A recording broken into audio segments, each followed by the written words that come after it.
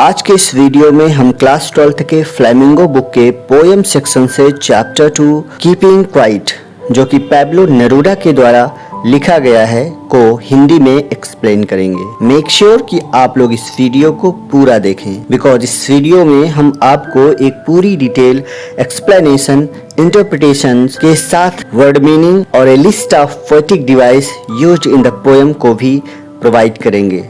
Towards the end हम आपको इस वीडियो से रिलेटेड सारे important question answer and notes भी प्रोवाइड करेंगे। So without wasting any more time, let's move on to the detailed explanation of this video. यह poem शुरू करने से पहले हम आपको बता दें कि यदि आपने पहले चैप्टर का वीडियो अभी तक नहीं देखा है तो इस वीडियो के डिस्क्रिप्शन में जाएं और वहां पे इस वीडियो का हमने लिंक दिया है या ऊपर आई बटन पे टैप करें, उसे पहले देखें फिर इस चैप्टर को देखें। इस चैप्टर का जो पहला स्टैंजा है, now we will count to 12 and we will all keep still for once the face of the earth. Let's not speak any language. Let's stop 1 second, not move around so much. Chapter में जो difficult word हैं, कुछ word हैं, उसे हम पहले देखेंगे। पहला वर्ड है count. Count means speak, counting means गिनती करना। दूसरा वर्ड है स्टिल। स्टिल मीन्स स्थिर, मोशनलेस। तीसरा वर्ड है for once. For once means होता है एक क्षण के लिए, for a moment. Next word है on the face of earth means पृथ्वी की सतह पर, on the surface of the earth. Speak, speak means तो बोलना होता है। लैंग्वेज, लैंग्वेज मीन्स भाषा। आर्म्स, यहाँ आर्म्स का मतलब दो हो सकता है, एक तो होता है भुजा और एक होता है हथियार। कभी इस स्टैंजा के माध्यम से कहना चाहते हैं, कभी हम सभी से 12 तक गिनती करने एवं उसके पश्चात शांत होने का आग्रह करते हैं।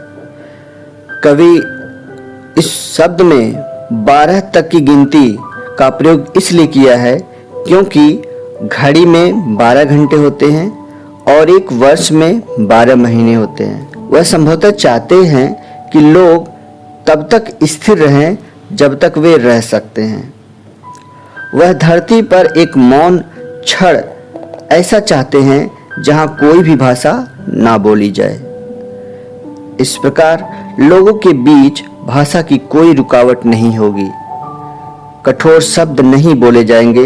इस मौन क्षण के साथ कभी नहीं चाहता कि कोई भी कोई काम करे या किसी भी तरह की कोई हिंसा करे या कोई अपना आर्म्स मूव करे।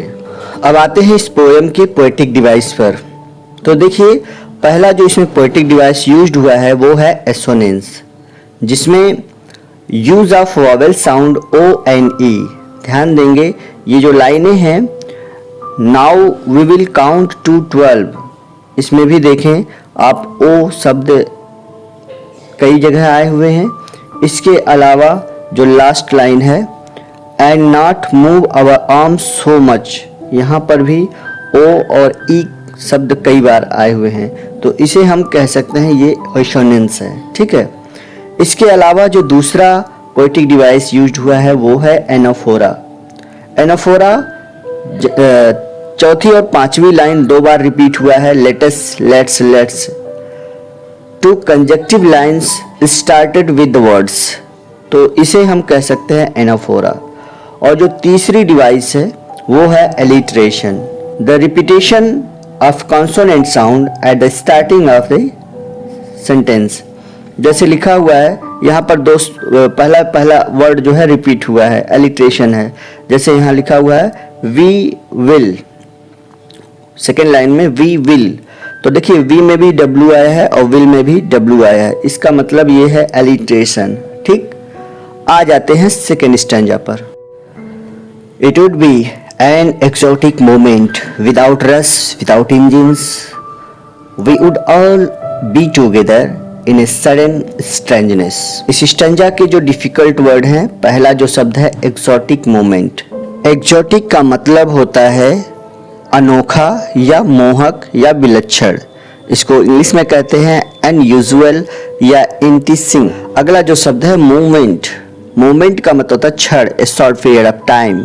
अगला वर्ड है रश। रश मीन्स होता है जल्दबाजी, भाग दौड़। अगला शब्द है इंजिन्स। इंजिन मतलब मशीनें या यंत्र। अगला शब्द है स्ट्रेंजनेस मीन्स विचित्रता। तो पैब्लो नेरूदा कहते हैं कि यह क्षण एक महान क्षण होगा तथा वह क्षण हम सभी को एक दूसरे के समीप ले आएगा। इन पंक्तियों में वो एक्सप्लेन करते हैं, कहते हैं it would be an exotic moment means यह क्षण एक अनोखा क्षण होगा। विदाउट रश जिसमें कोई भाग दौड़ नहीं होगी, विदाउट इंजन जिसमें कोई मशीनरी यूज नहीं किया होगा। We will all be together in a sudden strangeness, और इसी एक असामान्य समय में हम सभी मानवीय के संबंध में मजबूत बनेंगे। इसी के साथ तो तीसरा स्टेंजा है, fisherman in the cold sea would not harm whales and man gathering salt would look at his hurt hands. इस पैराग्राफ में जो डिफिकल्ट वर्ड है वो है कोल्ड सी। कोल्ड सी का मतलब होता है जो सी नियर द पोल्स, ध्रुव के समीप का जो ठंडा समुद्र, उसी को एक्सप्लेन किया गया है। हार्म मीन्स होता है नुकसान पहुंचाना, जिसको कहते हैं हर्ट। वेल्स, वेल्स मतलब होता है जो, पहले तो वेल मीन्स होता है वैसे मछली, लेकिन यहाँ वेल का मतलब सभी छोटी बड़ी मछलियों से लिया गया है। गैदरिंग, गैदरिंग मीन्स होता है कलेक्टिंग, एकत्रित करना। इस पैराग्राफ में कवि कहते हैं कि उस शांति क्षण में हम सभी पर्यावरण या स्वयं को हानि नहीं पहुंचाएंगे। कवि कहते हैं कि fisherman in the cold sea would not harm whales means जो समुद्र में उपस्थित मछलियां हैं वो सभी सुरक्षित रहेंगी, क्योंकि मछुआरे उन मछलियों को नहीं पकड़ेंगे। यह विचार इस ओर संकेत करते हैं कि मनुष्य प्रकृति को हानि नहीं पहुंचाएगा। इसी प्रकार जो व्यक्ति नमक एकत्रित करने वाले जो श्रमिक हैं अपने घायल हाथों को देख सकेंगे, उसके लिए वह उपचार कर सकेंगे, उसके पास समय नहीं होता है। इस प्रकार मनुष्य एवं प्रकृति दोनों अपने घावों से उबर पाएंगे। अगला स्टेंजा है, those who prepare green wars, wars with gas, wars with fire, victory with no survivors would put on clean clothes and walk about with their brothers in the shed doing nothing। यहाँ पर भी जो word difficult word है green Wars. Green Wars means होता है पर्यावरण के विरुद्ध युद्ध। वॉर्स विथ गैस मीन्स युद्ध में जो जहरीली गैसों का प्रयोग होता है। वॉर्स विथ फायर युद्ध में जो अग्नि शस्त्रों का प्रयोग होता है। विक्ट्री, विक्ट्री मीन्स होता है विजय या जीत। सर्वाइवल जीवित बचे हुए लोग। पुट ऑन पहन लेना। इन द शेड वृक्षों की छांव में।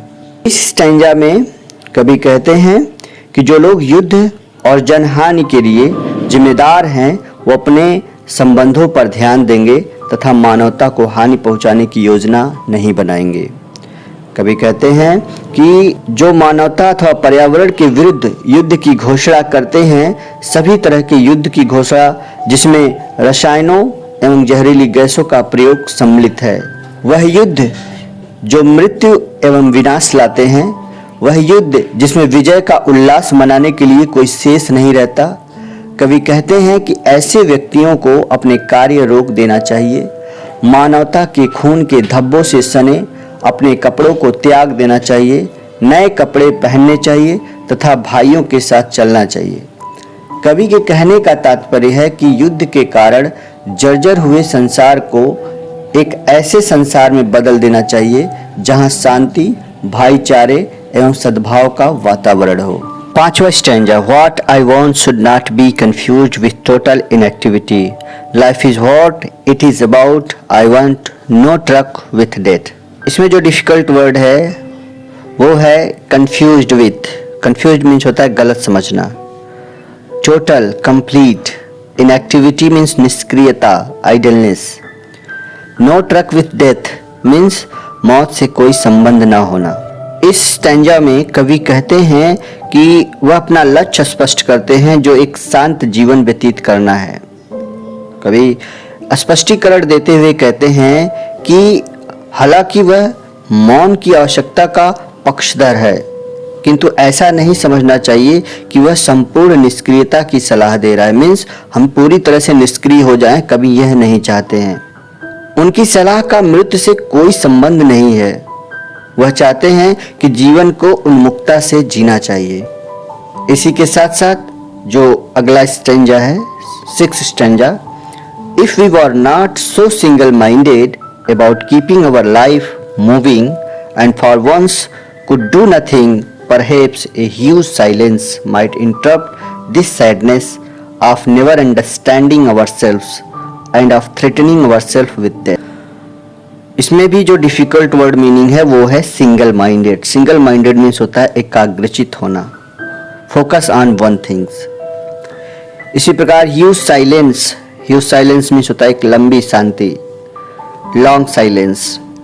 इंटरप्ट मीन्स होता है दखल देना, बाधित कर देना, डिस्टर्ब। सैडनेस मीन्स होता है दुख या उदासी, शारो। अंडरस्टैंडिंग मीन्स होता है समझना, और थ्रेटनिंग मीन्स होता है खतरा उत्पन्न करना या डराना। इस स्टेंजा के माध्यम से कवि हमें स्वयं को बेहतर ढंग से समझाने की आवश्यकता पर प्रकाश डालते हैं। कवि हमें सुझाव देते हैं कि लोगों को आत्मकेंद्रित एवं स्वार्थी नहीं होना चाहिए। एक क्षण के लिए उन्हें अपने जीवन गुजारने, अपनी जरूरतों को पूरा करने अथवा अपनी जिम्मेदारियों का निर्वाह करने के विषय में सोचना बंद कर देना चाहिए। वह गहन शांति जो ऐसे क्षण से उत्पन्न होती है वह लोगों की सहायता ही करेगी। वह लोगों की आत्मविश्लेषण करने एवं स्वयं को न समझ सकने की निराश से उबरने में उनकी सहायता करेगी। लोग अपने कार्यों को मृत्यु के भय के कारण पूर्ण करते हैं। यह शांति का उन्हें स्वयं को एक बेहतर रूप से समझने का समय देगा।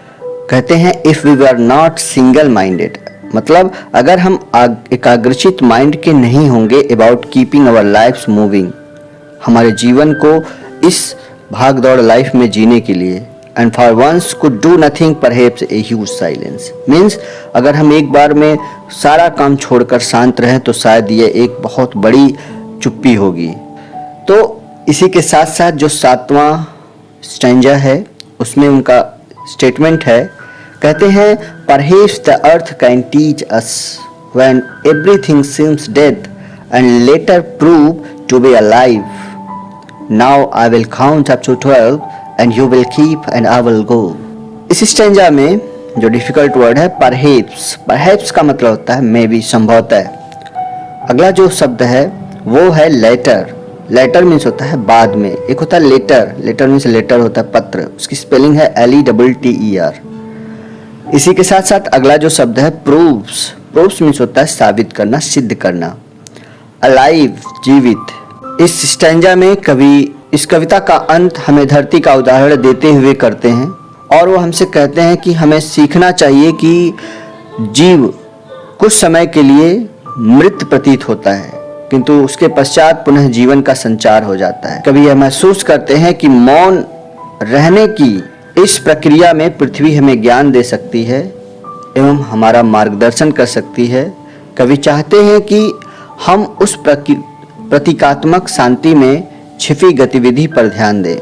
उदाहरण के लिए एक बीज जो मृत जैसा प्रतीत होता है किंतु विशाल फलदार वृक्ष यहाँ वहाँ पड़े ऐसे ही मृत बीजों से जन्म होते हैं। अंततः कभी महसूस करते हैं कि जो कहने की उसकी मनसा थी वह उसने कह दिए। वह चाहते हैं कि जब तक वह 12 तक गिनती गिन रहे हैं तब तक हम मौन रहे, इसके पश्चात कवि चले जाएंगे। इसी प्रकार अब इस पोएम के पोएटिक डिवाइस को देख लिया जा रहा है। पहले को हमने एक्सप्लेन कर दिया है, दूसरे में देखिए यहाँ पर भी आपका जो वी में W और उड में भी W आया हुआ है, रिपीट हुआ है। इसका मतलब यहाँ पर भी सेकेंड स्टेंजा में भी आपका एलिट्रेशन यूज हुआ है। तीसरे स्टेंजा में जो fisherman in the cold sea would not harm whales, ये इमेजरी है जिसे पढ़ने के बाद हमारे दिमाग में एक चित्र छप जाती है। ठीक है। इसी प्रकार जो चौथा है those who prepare green Wars with gas, यहाँ पे देखें W जो शब्द है हर एक शब्द के पहले आया हुआ है। इसका मतलब यहाँ पर भी एलिट्रेशन का यूज हुआ है चौथे स्टेंजा में। ठीक है। चौथे लाइन में भी पुट ऑन क्लीन क्लॉथ का C और क्लॉथ का भी C, यहाँ भी एलिट्रेशन यूज हुआ है, तो इसे भी इस तरह से हम समझ सकते हैं। इसी तरह से छठवें स्टेंजा में if we were not so single minded, so single, S यहाँ भी आया है और सिंगल में भी एस आया है, तो यह भी एलिट्रेशन है, we were so single minded, ठीक है। और अगला जो स्टेटमेंट है, इंजॉयमेंट यूज किया गया है। इंजॉयमेंट क्या होता है, इसका डिफिनेशन आपको सामने दिख रहा होगा। इसी प्रकार यह एक्सप्लेनिंग चैप्टर यहीं पे होता है कंप्लीट। आई होप आप लोगों को ये वीडियो पूरी तरह से समझ में आया होगा।